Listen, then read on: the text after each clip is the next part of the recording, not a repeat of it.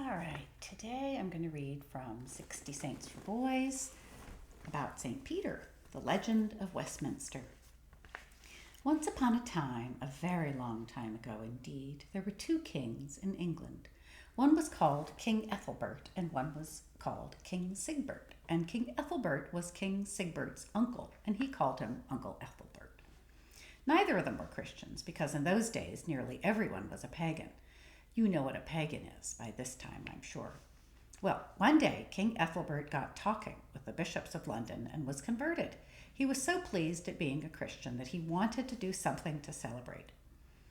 Celebrating is doing something special to mark the occasion, like having a sugar cake on your birthday or handing round the chocolates if anyone has been extra good. What can I do to celebrate? King Ethelbert asked the Bishop of London. It all depends on how rich you are, said the Bishop of London. I'm fairly well off, said King Ethelbert, looking rather shy. Well, we badly need a new church in London, said the bishop. Bishops are always saying that they badly need new churches. Oh, goody, said King Ethelbert, shaking hands with the Bishop of London. I'd love to build a new church, an enormous one, he said, getting quite excited. The most enormous one in London. I'll build a cathedral. When can I begin? We haven't even thought where it'll be yet, said the Bishop of London, very pleased at being given a cathedral when he'd only asked for a church. I want to build it by the river, said King Ethelbert, because then it will show from a long way off. In case anybody doesn't live in London and so doesn't know, the river there is called the Thames. So they built a magnificent cathedral by the River Thames at the east side of London, and when it was built, King Ethelbert said to the Bishop of London, which saint shall we give the new cathedral to? Because you know, don't you, that every church in the whole world has either our Lord or Our Lady or some saint for its special person. St. Paul was very good at converting pagans like you were, said the Bishop of London. Why not St. Paul?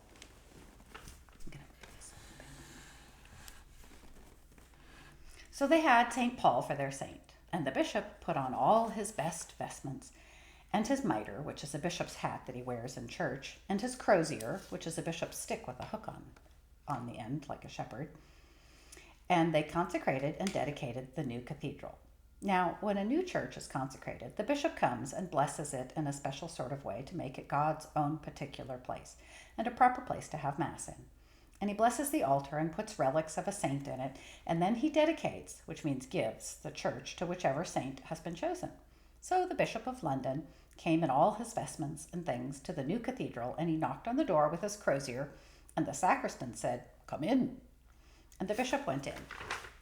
They did this because it was the first time that the church had been used for Christians to pray in. When he was in, he saw that the sacristan had sprinkled some sand just inside the door, and so he drew a cross on the sand with the stock of his crozier. Bishops still do all these things. Then he put 12 crosses all round the walls, and then he sprinkled everything with holy water, and he blessed all the little altars, and he put a relic under the stone in the big altar and blessed it, and did heaps and heaps of other things. And when he had finished, it wasn't just the new church by the river, but it was St. Paul's Cathedral in London. Now, one of the people who came to see St. Paul's Cathedral was King Sigbert, who, you remember, was the nephew of King Ethelbert. And he was so delighted with it that he became a Christian too. What shall I do to celebrate? He asked the Bishop of London as they stood on the steps of St. Paul's Cathedral. It all depends on how rich you are, said the Bishop of London. I'm fairly well off, said King Sigbert, looking rather shy. Well, said the bishop, we've just got a new church, so I don't know what to suggest, I'm sure. But I wanted to build a church too, said poor King Sigbert, looking rather as if he wanted to cry because he was so disappointed. I want to build a church, a lovely one by the river and all. But we'll never have enough people to fill 2 enormous cathedrals, said the Bishop of London. Lighting is weird today. Well, I'll make a place for monks then, an abbey, said King Sigbert, and it will have a beautiful church belonging to it, and then perhaps some monks will come and live there. All right, said the Bishop of London. Let's go and choose the place now, said King Sigbert. Well, it mustn't be too close to St. Paul's then, said the bishop. What about making it on the other side of the river? No, said King Sigbert. It will take too long to get a boat and everything, and I want to start now. Blackfriars Bridge wasn't there in those days. Let's just go along the riverbank until we find a nice place. So they walked and walked away from the east side of London over the little bridge of the River Fleet that Fleet Street is built on top of, and along the sandy bit called the Strand. The Bishop of London began to get tired and he lagged behind. His poor old feet began to hurt him. But King Sigbert was so anxious to find a good place that he kept hurrying along. Then he kept remembering that it isn't polite to keep hurrying along and leaving the bishop behind, even if you are a king. So he had to go back and walk beside the poor Bishop of London. But in a little while he walked faster and faster, and there he was in front again. At last, right on the west side of London, they came to a May tree. It was a lovely one, with all its blossoms out, and it smelled lovely in the sun. It was round a corner of the river from St. Paul's, too, and King Sigbert said, here is where I'll build my abbey. Can I build it here? By this time, the poor old Bishop of London was quite exhausted, so he said, yes, of course you can. And he sat down with his back against the May tree and mopped his brow, which is rubbing your forehead with a hanky. So they built King Sigbert's new church there by the May tree, and every day he came to watch the workmen. He helped them to carry ladders and watched them sawing and hammering and polishing and asked them what they were doing this for or what they wanted that for until they wished he'd go home to his palace and rule his people. But King Sigbert was so interested and excited that he sent to ask his people if he could stay until the church was finished, and they said that he could. At last, the great day came, and the last bit was put on the very top of the tower, and the last statue put on the last altar, and everything was in its place. And it was called Westminster because it was a minster at the west side of London. A minster was a monastery church, especially if it was a cathedral as well. And some very old monastery churches are still called Minster, like York Minster and Beverley Minster, although there are no monasteries belonging to them now. Which saint shall we dedicate it to? King Sigbert asked the Bishop of London. Well, I'm in favor of one of the early Christian martyrs myself, said Bishop. St. Lawrence, say, or St. Stephen. I'd like St. Peter, said King Sigbert. Then we'd have St. Peter at one end of London and St. Paul at the other. Let's have St. Peter. I'll think it over, said the Bishop of London rather grandly, and we'll have the consecration and dedication next week. And he went home. King Sigbert hoped that he could have St. Peter and went and said a special prayer about it. Now, all that part of the story that we have just read you can find in any history book. But the exciting part that I'm going to tell you now only seems to be in a very few books. That night, when nearly everyone was in bed, a tall man with a beard came walking through Lambeth and Stangate, which are on the other side of the Thames. He walked right up to the river bank opposite to King Sigbert's new church, and then he looked this way and that way just to see how he could get across. Just then a fisherman who was sitting fishing in his boat looked up and saw him. Good evening, he said.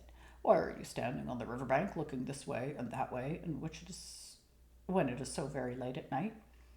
I want to go to the new abbey, said the tall man with a beard, and I want you to row me across. Why do you want to go to the new abbey so very late at night? Asked the fisherman. It isn't even consecrated yet, and if I spend my time rowing you about, what about my fishing? I won't have any fish to sell in the morning. Take me across, and I'll see that you don't lose any fish, said the tall man with the beard. So the fisherman wound up his line, stuck the fly in the handle of the rod so that it wouldn't blow about and hook things. Then he moved his creel and landing net to make room for his passenger, who sat down quietly in the stern. People usually wobble about when they get in, said the fisherman, and they tip the boat. I must say you did it very nicely. Oh, I'm used to boats, said the tall man with the beard. Fisherman yourself, I shouldn't wonder, said the fisherman, rowing hard. That's right, said the tall man with the beard. When they reached the other side, he got out of the boat without tipping and said, Now, will you please wait for me and take me across again when I come back? Well, don't you be long then, said the fisherman in a surly sort of voice, and he settled down to wait in the cold. In a little while, he saw a bright light in the abbey.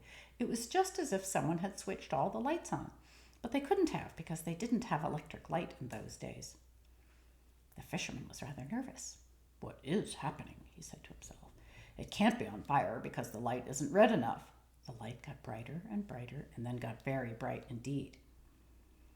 The fisherman was frightened and hid under his big top coat. After a long time, he heard the tall man with the beard say, Hello, wake up. I wasn't asleep, said the fisherman crossly, coming out from under the top coat. What was that light that I saw in the new abbey? Did you see a light? Said the tall man. I'm hungry. Have you got anything to eat? No, said the fisherman grumpily. Not even any fish? Asked the tall man. Look here, said the fisherman. Here I sit half the night while you play tricks with lights in the abbey, and then you ask me if I've got any fish. Nice lot of fish I'm likely to get now with the day breaking and all. He banged the oars in the oarlocks and started off very fast and jerkily. Never you mind, said the tall man with a beard. Have you got a net? It's in that little cupboard thing under where you're sitting, said the fisherman. The tall man got it out and let it down in the river, and by the time they had got back to the Lambeth side, there were so many fish in the net that it nearly broke. The fisherman was very surprised, but he didn't say any of it. He waited to see what would happen next. The tall man picked out the biggest fish and gave it to the fisherman. Take this to the Bishop of London, he said, and tell him that St. Peter gave it to you for him. Are you St. Peter? Asked the fisherman, all astonished. Yes, said the tall man with the beard, and tell the bishop that I have consecrated the new abbey and that it is dedicated to me, like King Sigbert wanted. If he doesn't believe it, tell him to look in the minster and see. I want him to say mass there this very morning, so tell him as soon as you can before he gets up. You can keep the rest of the fish for your trouble. And St. Peter vanished away. So the fisherman went to the Bishop of London's palace and banged at the door. Who's that? Asked the Bishop of London, poking his head out of the window. What do you want at nearly 3 o'clock in the morning? The fisherman showed him the big fish and told him what St. Peter had said. Rubbish, said the Bishop of London. You've been dreaming. Besides, I'm going to dedicate Westminster Abbey to St. Lawrence next week. But it's been dedicated, said the fisherman. It has, really. St. Peter did it himself. Do come and see. So the Bishop of London and the fisherman walked together along the river bank and over the river Fleet and along the sandy bit called the Strand to Westminster. They went into the new church, and there, just inside the door, was a cross marked in some sand. Dear me, said the bishop, this is all very odd. And they looked and saw the 12 crosses on the walls, and there were little drops of water everywhere where the holy water had been sprinkled. I do believe you're right after all, said the Bishop of London. I know I am, said the fisherman. So later in the morning, the bishop said mass in the new abbey church, and in the sermon he told everybody that St. Peter had come himself to consecrate and dedicate the church. A very long time after that, when the church was getting rather old and shabby, King Edward the Confessor, who was a saint, tidied it up and built a lovely new tower. And that tower is called St. Edward's Tower to this very day. And then, when it has been made all tidy again, King Sigbert's wish came true, because a whole houseful of Benedictine monks came to live there and made it into St. Peter's Abbey at Westminster. And you can see it at any day you like if you live in London. The monks had a very big garden for their abbey to grow their cabbages and altar flowers and things, and it is still one of the biggest flower markets in the world. Only it is called Covent Garden now instead of Convent Gardens like it used to be. The special day belonging to this story is the feast of St. Peter and St. Paul, which is on June 29th. So the two biggest churches in London both have the same day. There are hundreds of boys who are called after St. Peter and Paul, and even girls who are called Petronella and Petrina and Pauline and Paula. The end.